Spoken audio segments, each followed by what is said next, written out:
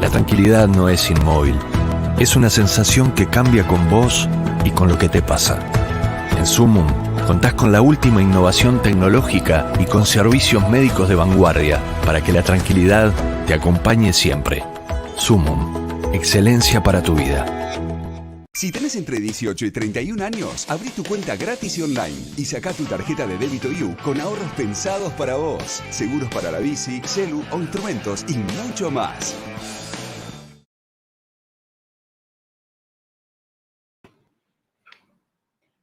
Buenas, ¿cómo están? ¿Se escucha bien? Excelente. Bueno, vamos a arrancar con la presentación. Hoy vamos a hablar durante un rato largo de inteligencia artificial.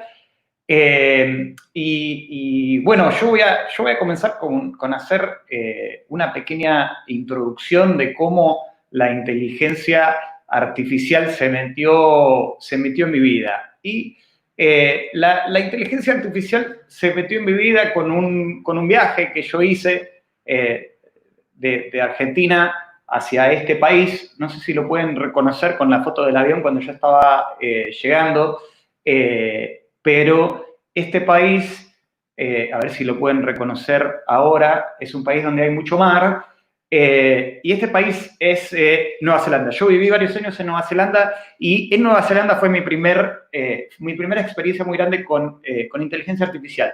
Me invitaron a Nueva Zelanda a ser parte de una empresa que cuando yo llegué era bastante chiquitita. Ese era el grupo de gente en el 2003, cuando yo me mudé por primera vez ahí. En el 2006 habíamos crecido mucho, y en el 2014 éramos aproximadamente 100 y pico de personas que trabajábamos en una compañía que hacía cosas con datos para empresas en distintas partes del mundo, ¿sí? Entonces, este era un equipo de trabajo. En el equipo de trabajo que teníamos era un equipo súper lindo y muy unido. Cuando los clientes que teníamos nos empezaron a decir que no podíamos seguir siendo los más rápidos y los mejores, sino que teníamos que empezar a hacer las cosas rápido, ser los mejores y además los más baratos, ¿sí? Y eso, con un equipo humano del tamaño que teníamos, era muy difícil, con lo cual empezábamos a pensar en de qué formas esto se podía hacer. Yo lideré el proyecto como director de introducción de inteligencia artificial al equipo de operaciones, de procesamiento de datos que teníamos, y el resultado de la introducción de estos algoritmos al procesamiento de datos que hacíamos fue que en el primer año, y lo digo con bastante tristeza, porque no fue algo que lo hayamos manejado demasiado bien, el equipo se redujo en un tercio, y luego el equipo se continuó reduciendo a medida que los sistemas iban aprendiendo lo que hacía la gente y lo conseguíamos automatizar, lo cual tenía una consecuencia bastante difícil desde el punto de vista humano. Esto me generó bastantes problemas existenciales a mí, y finalmente decidí dejar este lugar donde trabajaba y me volví para la Argentina, y hace unos años ya estoy trabajando en otra empresa. Empecé a trabajar específicamente en inteligencia artificial con la idea de que quería hacer las cosas un poquitito distintas. ¿Sí? Esta es como mi primera experiencia que tuve en inteligencia artificial, y creo que hay un montón de cosas que hay que considerar cuando uno se pone a diseñar cómo quieren que los algoritmos y las máquinas lo ayuden a automatizar determinadas cosas que está haciendo y que en teoría se pueden hacer más eficientes. Hay un montón de cosas a considerar, cosas que tal vez la primera vez que lo hicimos no las consideramos tanto, sobre todo el impacto humano. Entonces, hablando y como inspiración de mucho de lo que hacemos siempre cuando nos juntamos con clientes, hablamos de esta frase que a mí me gusta mucho del fundador de Alibaba, que dice que sabiendo que no se puede ya, por la complejidad que tiene el mundo, imagínense que hace 3, 4 meses que estamos encerrados todos en nuestras casas, en todas partes del mundo, imagínense si no tiene razón Jack Ma cuando dice que hoy en día es muy difícil predecir en función de lo que ha pasado, lo que va a pasar.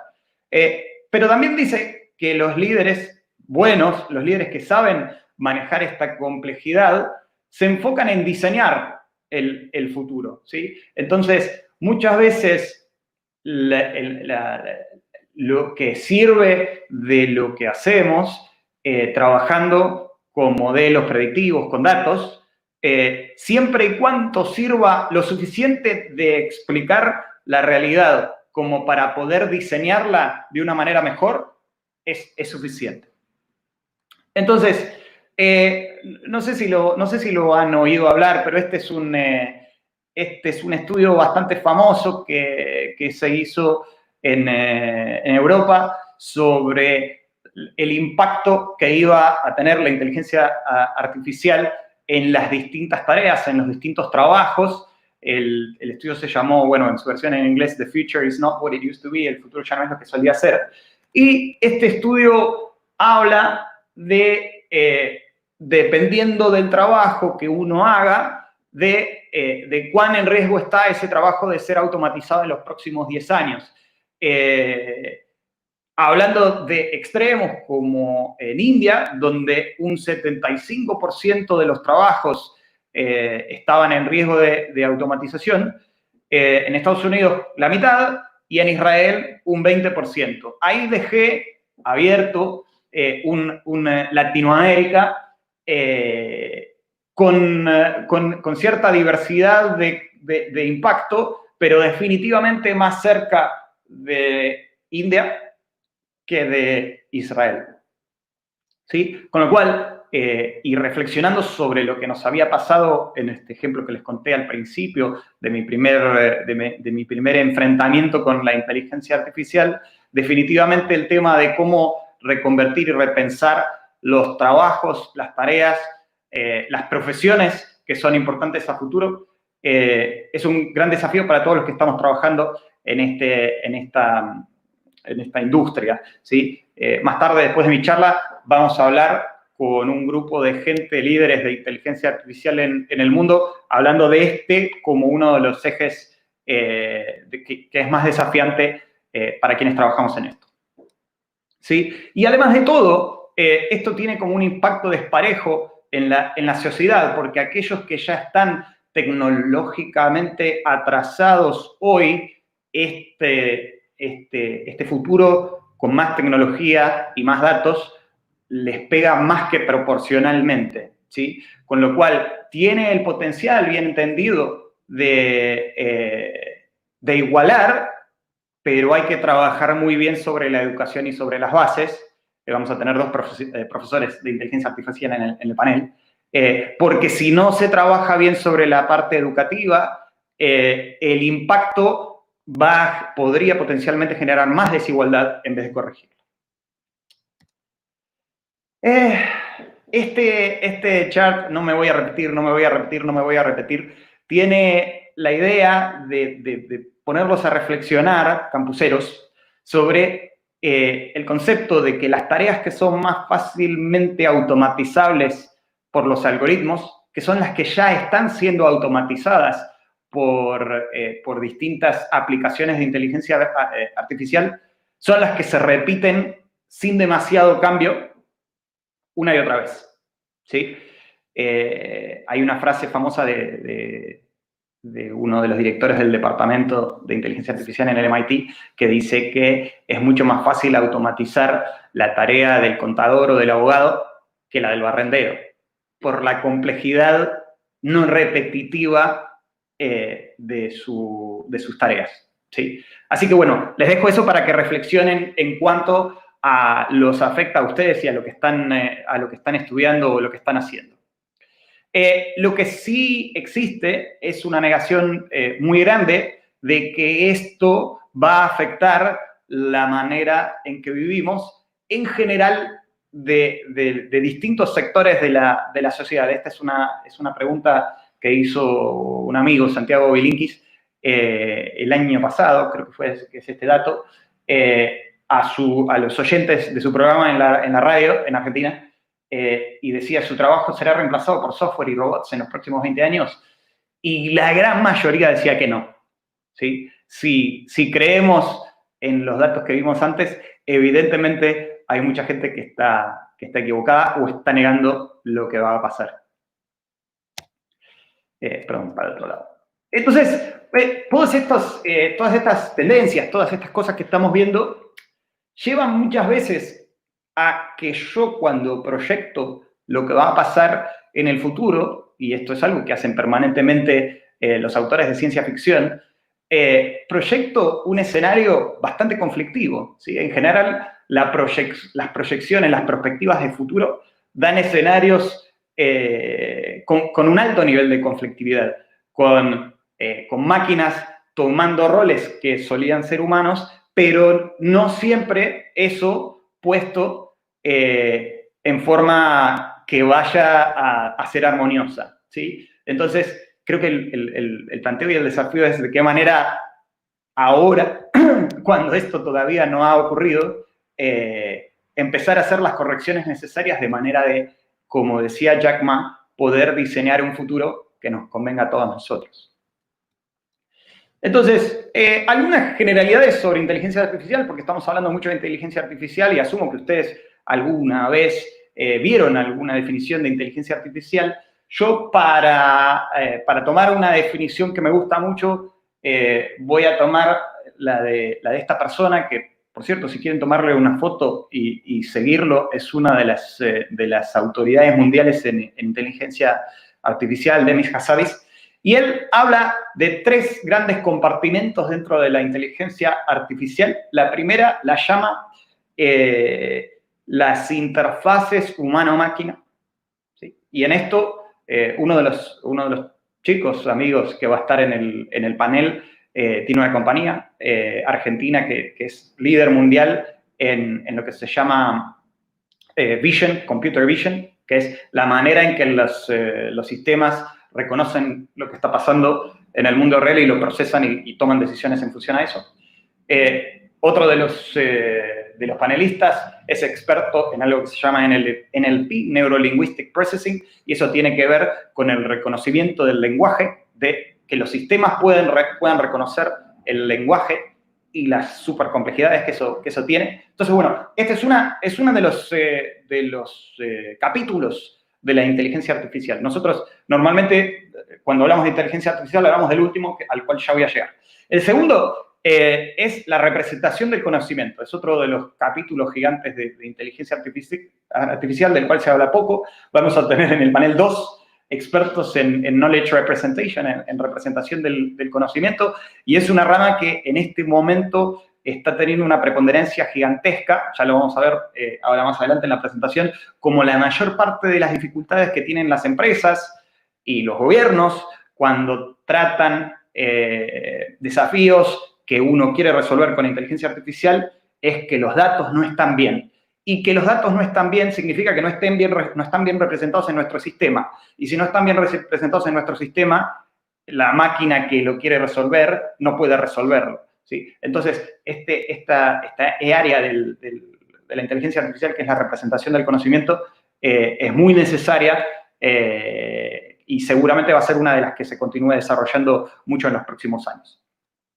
Y por último, Machine Learning, Deep Learning y todas sus variantes, que es lo que uno más tiene en la cabeza de que hablamos cuando hablamos de inteligencia artificial. Pero tengan en cuenta que son todas estas disciplinas combinadas lo que permite resolver problemas de inteligencia artificial. Inteligencia artificial no es solo Machine Learning, ¿sí? Entonces, para ponerle algunos ejemplos generales, y después vamos a ir a ejemplos particulares, hay uno que siempre me gusta mucho contar. No sé si ustedes leyeron por ahí ya no, yo lo leí en el colegio, La vida del Lazarillo de Tormes, que es un libro que cuando yo leí decíamos que era un libro anónimo, y un equipo de inteligencia artificial español, a través de distintas herramientas de las que vimos antes en el PI, que es análisis del lenguaje, tono del lenguaje y algo de machine learning, compararon este texto que se suponía anónimo con otros textos de la misma época en que fue escrito el Lazarillo de Tormes. La comparación dio que había un 80% de match entre el Lazarillo de Tormes y otros textos de Juan Arce de Otálora, con lo cual, y no se parecía a ninguno de los otros textos a los que se lo había comparado. Con lo cual, no lo podemos decir con seguridad, pero un 80% es bastante alto. Es muy probable que podamos decir con bastante confianza que el Lazarillo de Tormes fue escrito por Juan Arce de Otálora. Me van a decir, y ese ejemplo no tiene demasiada aplicabilidad. Bueno, si llevas esa misma tecnología a un caso de uso eficiente de documentos, que ya nos contará Luciano en el panel, esto tiene 1.000.000 de aplicaciones comerciales. Ahora, un poco controversial, pero es una de las industrias, me pareció que a los campuseros les iba a interesar, es una de las industrias que más activamente trabaja en personalización y en algoritmos de transformación de su producto / servicio al análisis de datos, es la pornografía. Aquí hay un artículo de Wire que dice que los sitios pornográficos colectan más datos que Netflix de sus usuarios. Y lo que están haciendo es sumamente curioso. Los invito a leer el artículo porque no nos vamos a quedar mucho en esto, pero si quieren pensar en distintos casos de uso de esta tecnología, esta es una de las industrias que más está adaptando sus productos usando datos de los usuarios. Lo dejo picando. Lo voy a pasar rápido porque no nos va a dar el tiempo. Estos dos ejemplos, en uno de ellos estamos trabajando nosotros, el otro seguramente todos lo hayan escuchado. En distintos países se han ido desarrollando con el tema del COVID aplicaciones de traqueo de contactos, ¿sí? Y algunas de ellas son totalmente automáticas, algunas son casi nada automáticas y están todos los grises en el medio. Esto tiene un montón de condicionamientos y de cuestiones atrás que ya los vamos a ver en el próximo capítulo, como siempre son un elemento importante en el diseño de soluciones de inteligencia artificial que tienen que ver con la privacidad de los datos, ¿sí? Si mi teléfono, cuando se cruza con una persona caminando por la calle, intercambia un token, ¿sí? La manera en que ese intercambio de tokens se realiza no es menor. Y la manera en que hay que regularla tampoco es menor. Porque si ese intercambio de tokens es anónimo, es decir, la otra persona no sabe mi nombre y yo no sé el de la otra persona, pero yo luego, dentro de una semana, registro que me enfermé y que es posible que la otra persona se haya contagiado porque estuvimos juntos durante 15 minutos, el sistema no sabe qué estábamos haciendo, por ahí estábamos charlando. ¿De qué manera el sistema le avisa a la otra persona si yo soy anónimo y la otra persona es anónima? Bueno, hay formas de resolver esto algorítmicamente, pero la complejidad de tratamiento de datos es fenomenal en este tipo de problemas. El otro caso es aún más interesante. Hay diversos grupos de investigación que están, y nosotros en la compañía estamos trabajando en ese equipo con el gobierno de la Ciudad de Buenos Aires y otros equipos internacionales de investigación, tratando de determinar, aparentemente hay varios papers escritos al respecto, hay un marcador en la tos, por la manera en que el coronavirus afecta a los pulmones, que hace que si vos lo entrenás al algoritmo con muchas toses de positivos de coronavirus y muchas toses de no coronavirus, el algoritmo puede reconocer la diferencia entre esos dos tipos de toses, ¿sí? Esto tiene un millón de complejidades porque las toses, cuando uno las graba, tiene un montón de ruido en el fondo y el ruido confunde a los algoritmos. Entonces, por eso es que no muchos saben de esta iniciativa porque todavía no funciona del todo bien. Pero este tipo de aplicaciones donde se usa tecnología para aumentar las capacidades de nuestros sentidos, por ejemplo, el del oído, donde el humano no puede reconocer si una tos tiene coronavirus o no, pero el algoritmo bien entrenado tal vez puede. Entonces, este tipo de soluciones podrían ayudarnos mucho a enfrentar la complejidad del momento en que estamos transitando. Voy a pasar rápido porque vamos a hablar de estas cosas en el panel, pero quiero llegar a este capítulo y voy a abrir a preguntas en los últimos minutos. Quiero llegar a este capítulo de aplicaciones a nivel empresario o a nivel empresa de inteligencia artificial y en general de algoritmos de datos, ¿sí? Y algo con lo que nos enfrentamos todos los días que nos sentamos a conversar con clientes sobre inteligencia artificial y analytics, como se llama en inglés, o ciencia de datos, es que la mayor parte de las empresas están ahí abajo metidas en un loop de decepción profunda sobre para qué sirve esta herramienta, esta nueva herramienta tecnológica, nueva no tan nueva, ¿sí? ¿Por qué? Porque tienen tantos problemas con los datos, ya lo habíamos hablado, lo vamos a profundizar en el próximo, tienen tantos problemas con los datos que los algoritmos no funcionan como ellos quisieran o como nosotros desde la industria prometemos que podrían funcionar, ¿sí? Entonces, ellos proyectan que esto realmente no sirve para mucho, para ayudar a la toma de decisiones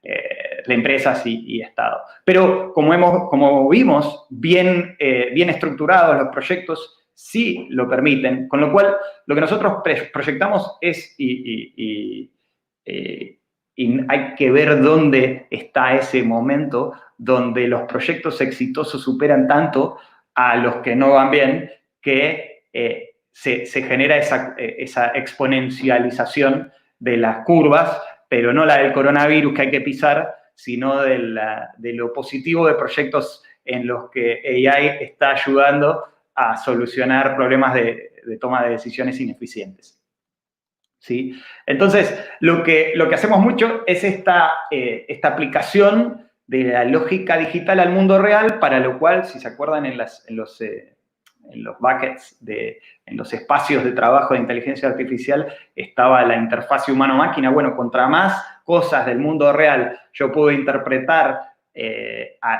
computacionalmente, son más cosas a las que le puedo aplicar una lógica computacional, ¿sí? Si no los tengo en el algoritmo, no hay manera que lo pueda computar. Entonces, se escucha mucho hablar de transformación digital, proceso de transformación digital, todas las empresas, los gobiernos están hablando de transformación digital, pero en realidad todo proceso de transformación digital se sienta sobre una lógica de datos que si está mal estructurada, el proceso falla. Y poniéndome el sombrero de muchos de mis clientes del sector privado, que hasta el nombre tienen empresas de consumo masivo, ¿sí? Son empresas de consumo masivo porque no es fácil personalizar sus productos, sino que tienen estudiado y producen una cantidad de unidades, de productos que son parecidos, con distintas características, adaptándolas, o más grande o más chiquitito, de distintas formas, pero en general se vende siempre el mismo producto. Bueno, el desafío de personalizar es gigante y todas las empresas de consumo masivo están trabajando en formas de llegarle a cada uno de ustedes con un producto más personalizado. Ahora, esto está muy lindo de decir, pero el problema que tienen es que los datos que tendrían que usar para desarrollar estos sistemas de personalización, en principio no están fácilmente disponibles, ¿sí? Los datos de ventas no están cruzados siempre con los datos del supermercado en los que lo venden, ¿sí? Yo sé cuántas unidades le vendía a Carrefour, pero no sé a quién le vendió esas unidades Carrefour. Y hay un millón de maneras de resolver estas dificultades o problemas de que los datos que necesitaría para personalizar no los tengo, pero realmente es un problema complejo. Además, tenemos el tema de que las personas online, ¿sí? Yo tengo mucha información, social media, el famoso social media, mucha información que puedo ver de la gente en social media, ¿sí? Pero la gente en social media, en el promedio mundial, tiene más o menos 5 personas, 5 personalidades. Cada persona tiene 5. Si piensan en su cuenta de Facebook, si seguramente tienen LinkedIn, ya son 2. Hay un email que usan trucho para registrarse en lugares que seguramente les van a mandar spam, ya son 3. Gmail, 4. Y así puedo seguir. El promedio mundial es 5. Hay algunos que tienen mucho más y otros que tienen menos. ¿Sí? Entonces, cuando yo soy una empresa, imagínense, no sé, Unilever, tratando de entender qué es lo que está haciendo Patricio, y bueno, resulta que Patricio son 5 Patricios y no están cruzados. Así que hay por ahí 5 más personas, 5 por la cantidad de personas en el mundo haciendo cosas que me tendría que yo entender para, en función de lo que hace, dirigir mis productos a ese comportamiento. Bueno, esto tiene una complejidad fantástica. Y el tercero de los desafíos o de los problemas para resolver esto es la regulación y la protección de datos personales, que es fundamental que exista, y es fundamental que exista en forma que realmente proteja los derechos de identidad y de trazabilidad de datos de los individuos, ¿sí? En esto, el líder mundial en protección de datos personales es Europa, como unidad que viene pensando hace muchos años en protección de datos personales. En Estados Unidos es donde la regulación es más relajada, con algunas excepciones. Y en Latinoamérica todavía la legislación es bastante vieja y se está estudiando de qué manera se van a adaptar las leyes que ya se desarrollaron en Europa. No sé si lo escucharon alguna vez hablar del GDPR famoso, que es la Ley de Protección de Datos Personales en Europa. ¿De qué manera se van a adaptar aquí? Bueno, cuando y en el proceso de adaptación hay muchas de las cosas que hoy día se pueden hacer en nuestros países en Latinoamérica que se van a dejar de poder hacer, ¿sí? Para proteger nuestros datos.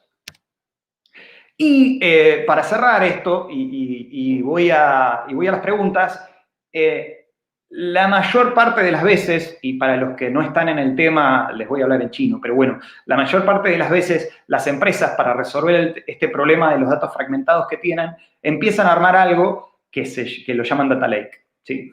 Y estos data lakes, cuando están mal construidos, no solo no resuelven el problema, sino que muchas veces lo empeoran. Y les diría que hablar de inteligencia artificial es muy interesante, es un tema que me apasiona, pero en el estado del arte, en Sudamérica al menos, y en muchos otros lugares que nos sorprenderían, pero en Sudamérica al menos, hay que hacer un gran trabajo de limpieza y de asegurarnos que una vez que están limpios no se vuelvan a ensuciar, de datos, porque gran parte de los problemas que tenemos en proyectos de automatización es que los datos con los que trabajamos no son buenos.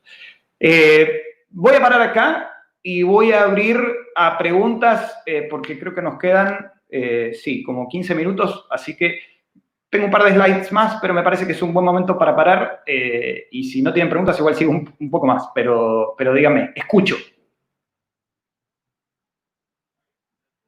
En realidad no escucho nada, pero espero que me pasen preguntas, pásenlas por el chat.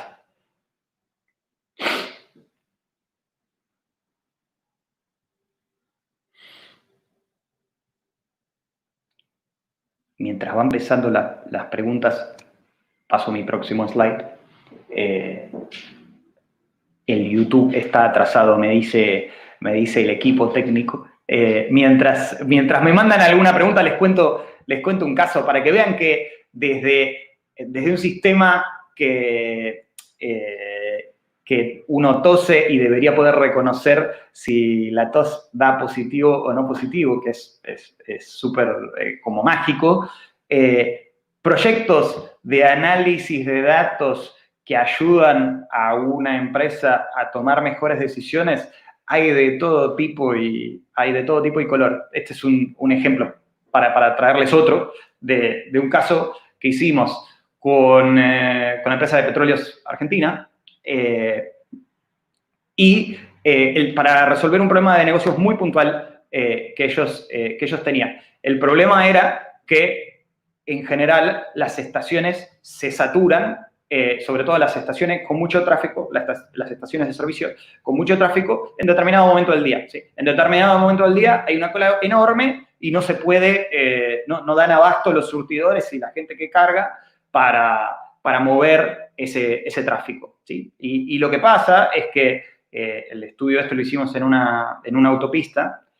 Lo que pasa es que si vos ves mucha cola, directamente no parás y te vas a la estación siguiente, con lo cual para la empresa que es dueña de esa estación que está en saturación, eso es una carga perdida, se van a la competencia que es la próxima que está. ¿Sí? Entonces, el equipo del cliente estaba pensando en la adquisición de parcelas para construir en el área de las estaciones que estaban saturadas, para construir otra estación de servicio para abastecer cuando se saturaba. ¿Sí? Imagínense la millonada de pesos, dólares, que sale resolver ese problema de esta forma. ¿Sí? Lo que hicimos fue entrenar algunos algoritmos y estudiamos qué era lo que estaba pasando con los datos. Y lo que estaba pasando con los datos que estudiamos fue que había un momento en el que indudablemente se saturaba la estación de servicio, pero algo que encontramos y que no lo sabían cuando lo descubrimos, es que el gran problema eran las tarjetas de crédito. ¿Sí? La tarjeta de crédito tardaba en promedio para una carga de 5 minutos, 2 minutos más en procesarse. Entonces, en saturación, un aumento del 40% del tiempo, porque mucha gente paga con tarjeta de crédito, era algo que retrasaba y aumentaba la cola infinitamente. Con lo cual, cambiando el sistema de promociones y desincentivando un poco la tarjeta de crédito, empezaron a incentivar más el pago con QR. Esto se pudo resolver, y fíjense que estoy hablando de un modelo de datos complejo, pero que al fin y al cabo el impacto para el cliente fue la no necesidad de invertir en la compra y el armado de otra estación de servicio, cuando la manera de resolver, que no lo va a resolver indefinidamente, eventualmente se volverán a saturar, pero al menos había algo muy fácil para hacer, habiendo estudiado los datos, antes de ponerte a comprar y construir otra estación de servicio. Bueno, otro ejemplo del tipo de cosas que se pueden hacer con inteligencia artificial o con análisis avanzados de datos. Me hacen una pregunta. ¿Qué conocimientos hay que tener para crear algo con inteligencia artificial? Está buena esta pregunta. La podemos hasta repetir en el panel, porque va a haber otras 5 personas que saben mucho más que yo de inteligencia artificial en forma académica. Pero ¿qué conocimientos, en general, el basamento de nuestros equipos es ingenieros de datos, ¿sí? Data scientists o científicos de datos, y por ahí científicos de datos es un genérico, ¿no? ¿Qué herramientas usan los científicos de datos? Todos hacen programación en SQL. ¿Sí? Todos saben programar SQL porque es como el lenguaje madre de los datos. Casi todos los clientes tienen una base de datos relacional, así que si no sabes hablar SQL, es como que no hablas el lenguaje de los datos. ¿Sí? Y después, por supuesto, distintas herramientas de análisis de datos. Nosotros usamos mucho Python y otras herramientas, pero les menciono las fundamentales. Y R también, el equipo todo domina R de atrás para adelante. De vuelta, estoy hablando súper genérico, hay un montón de herramientas, hay un montón de cosas que hay que hacer, pero las básicas para empezar a charlar son esas. Espero que haya respondido la pregunta. ¿Alguna otra?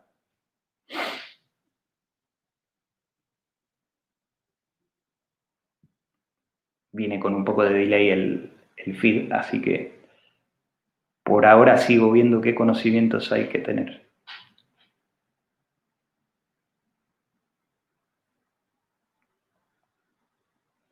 A ver si me lo pasan por WhatsApp y es más rápido.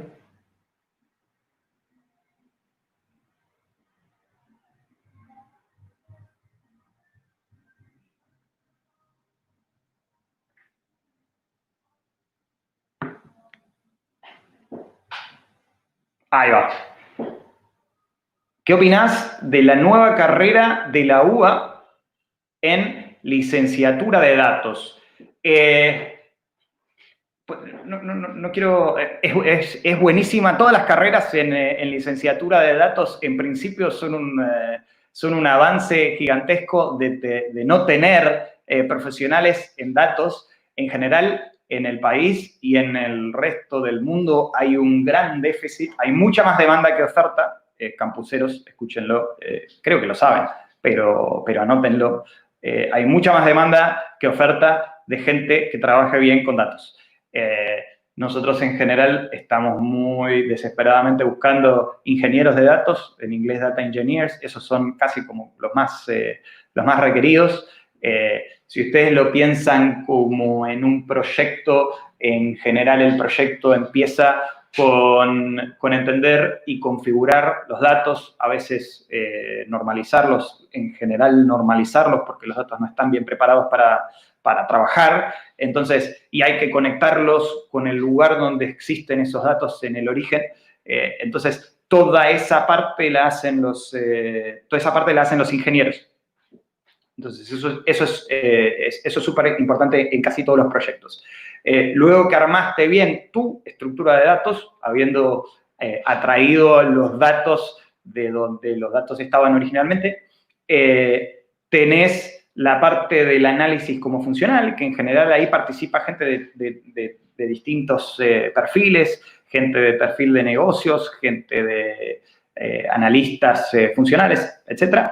Y después, en la última parte es donde entran los científicos de datos a trabajar, ¿sí? Recuerden que dije que en la primera estaban más los ingenieros que hacen las conexiones y en la última parte son los científicos de datos que en general, desde el punto de vista de carreras, nosotros trabajamos mucho con actuarios, economistas, físicos y después hay una variedad de gente que haya estudiado datos, no importa la carrera, también.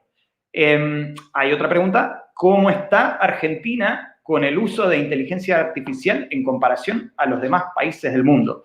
Me voy a adelantar un poco a algunos de los temas que vamos a charlar ahora en 2 minutitos más cuando empecemos con el panel, que ya deben estar listos para arrancar. Pero a nivel desarrollo académico, muy bien. Argentina no solo, en general, Latinoamérica no tiene mal nivel desde el punto de vista académico y publicaciones, y participan científicos argentinos de inteligencia artificial, varios van a estar acá en un ratito, en proyectos con el MIT, con institutos de primer nivel en Alemania, al mismo nivel. Ahora, para mí uno de los desafíos que tenemos en Argentina es la integración académica con el mundo de las empresas. Eso, en general, está como un poco desarticulado y es uno de los desafíos que tenemos como país y como región para mejorar, ¿sí? Si no hay más preguntas, creo que vamos a ir a unos videos y después vamos a arrancar en un ratito chiquitito nomás, por este mismo canal, con la discusión con el panel. Bueno, les agradezco mucho a todos.